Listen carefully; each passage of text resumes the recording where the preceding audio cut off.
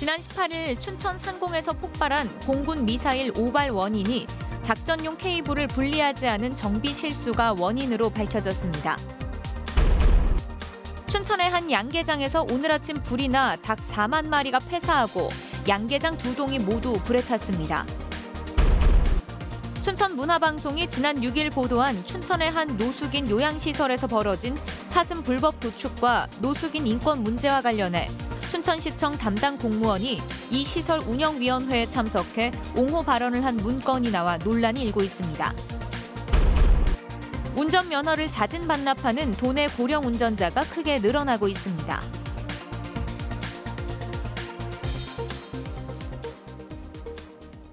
시청자 여러분 안녕하십니까? 춘천 상공에서 폭발한 공군 미사일 오발 원인이 밝혀졌습니다. 작전용 케이블을 분리하지 않은 것이 이유였습니다. 이재규 기자가 보도합니다. 지난 18일 오전 춘천 하늘에 가늘고 긴 하얀색 띠가 생겼습니다. 춘천의 한 공군 부대에서 잘못 발사된 천궁 미사일의 궤적입니다. 민관군 합동조사단 조사 결과 오발 원인은 작전용 케이블을 분리하지 않은 탓이었습니다. 정비 작업을 할 때 미사일에 연결된 작전용 케이블을 분리하고 시험용 케이블을 연결해야 하는데 작전용 케이블을 분리하지 않았습니다. 이에 따라 점검용 노트북에서 입력된 발사 신호가 유도탄에 공급됐고 미사일이 발사된 겁니다.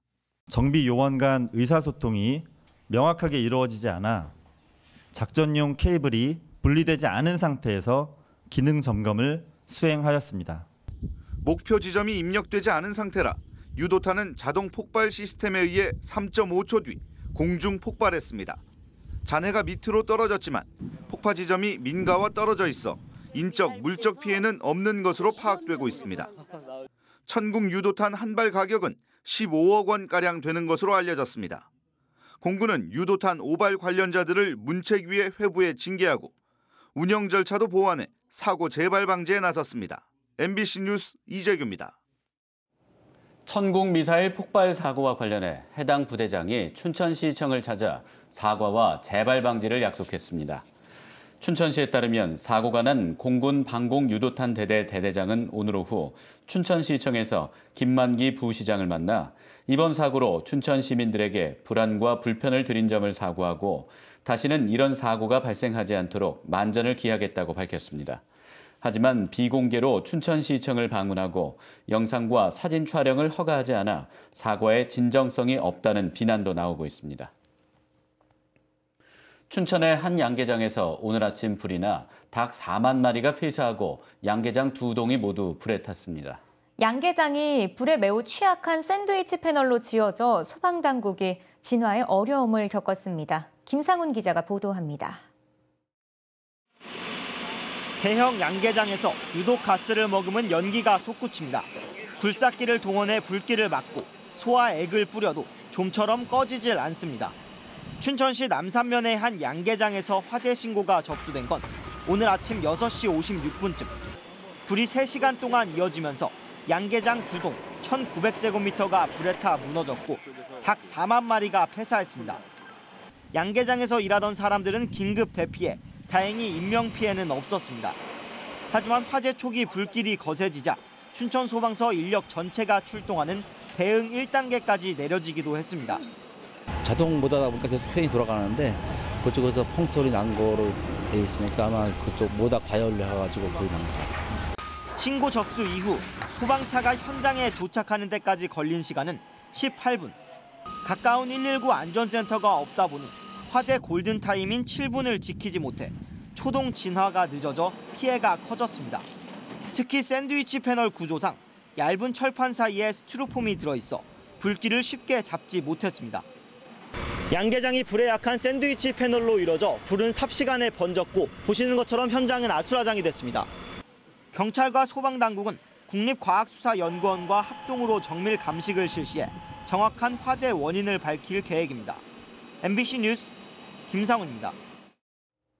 지난 6일 본 방송은 춘천의 한 노숙인 요양시설에서 벌어진 사슴 불법 도축과 노숙인 인권 문제 등을 보도했습니다.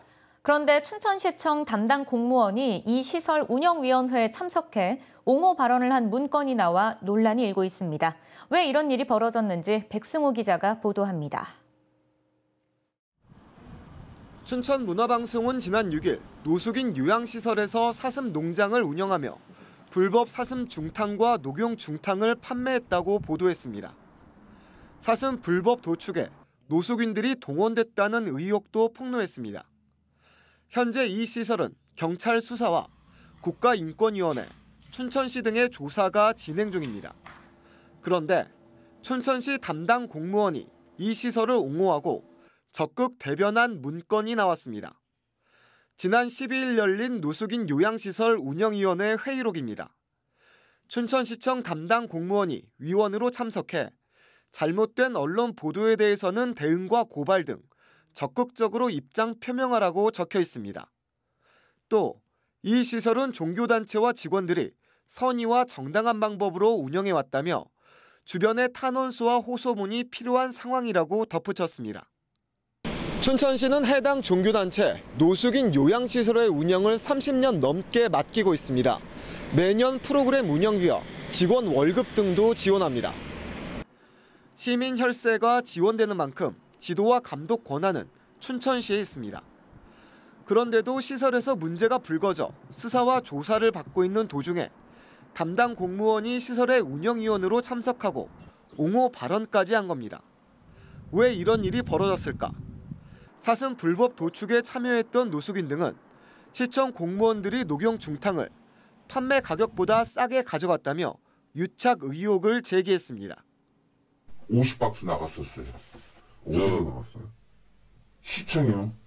아니 일반 사람은 30만 원에 가져갔는데 저렇게 가격을 후려쳐갖고 그냥 갖고 가면 안 될 건데. 해당 공무원은 그런 일이 없다고 해명했습니다. 또 시설의 요청을 받고 운영위원으로 참석했을 뿐이고 언론사 고발 등의 말은 아예 하지 않았다고 밝혔습니다. 회의록을 옮기고 여기 홈페이지에 올리는 과정에서 잘못된 것 같다. 그럼 내가 명명백백하게 명백한 오류가 있음을 내가 항의하고 정정 요청하겠다. 하지만 회의록 문건에다 유착 의혹까지 터져나오면서 수사기관의 수사 확대가 불가피해 보입니다. MBC 뉴스 백소입니다. 영월에서 마을 주민들이 같은 동네에 사는 20대 지적장애인 여성을 성폭행한 사건이 또다시 발생했습니다. 폐쇄적인 공동체 의식에서 비롯됐다는 지적과 함께 지적장애인의 보호 대책이 시급하다는 목소리가 높아지고 있습니다. 황구선 기자입니다. 강원도 영월의 한 마을에서 20대 지적장애 여성을 성폭행한 혐의로 마을 주민 6명이 경찰에 붙잡혔습니다. 50대에서 70대 사이 남성으로 이 중 3명은 구속됐습니다. 이들은 지난 1년 동안 해당 여성을 성폭행하거나 성추행한 혐의를 받고 있습니다. 피해 여성은 현재 타 지역 임시보호시설에 머물고 있습니다. 댁으로는 돌아오셨나요? 피해자분?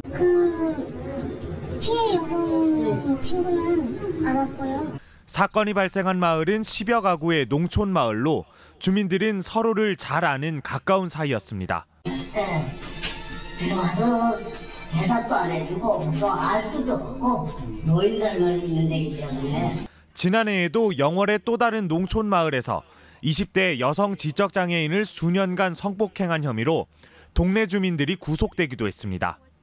두 사건 모두 15가구 정도의 작은 마을에서 발생했고 장기간 경찰에 신고되지 않았습니다. 마을 단위에서 면식범에 의해 발생되는 이런 사건들을 보면 공동체를 지켜야 한다는 집단 심리와 시골 지역일수록 공동체 안에 암묵적인 서열 문화가 존재한다는 공통점이 있을 수 있습니다. 전문가들은 지적장애인의 경우 범죄 의도를 숨기고 호의적으로 다가오는 사람을 구분하기 어렵기 때문에 지속적인 상담과 관리가 필요하다고 지적합니다. 해마다 장애인 성폭력 피해 전수조사가 실시되고 있지만 사후 조치에 그치고 있고 실제 경찰 조사로 이어지는 경우도 드물어 피해를 키우고 있다는 지적입니다. MBC 뉴스 황구선입니다. 절기상 낮과 밤의 길이가 같아진다는 춘분인 오늘 밤 11시를 기해 영서 지역과 산간 지역에 한파주의보가 내려졌습니다. 내일 아침 최저 기온은 춘천, 홍천, 인제가 영하 2도, 양구, 화천이 영하 3도, 철원이 영하 5도까지 떨어져 춥겠습니다. 강원지방기상청은 이번 주말까지는 아침 최저 기온이 영하권에 머무는 등 아침 저녁으로 쌀쌀한 날씨가 이어지겠다고 밝혔습니다. 취업난으로 지난해 도내 혼인 건수가 38년 만에 최저치를 기록했습니다. 통계청이 발표한 2018년 혼인 통계에 따르면 도내에서 이루어진 혼인은 6,994건으로 지난 2017년보다 301건이 감소했습니다.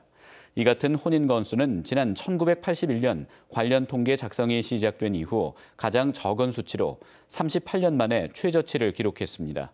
혼인 건수가 줄어든 원인은 취업을 위한 청년층의 대학 진학과 유학 등의 학업 기간 연장이 맞물리면서 결혼 시기가 미뤄지고 있기 때문으로 분석됐습니다.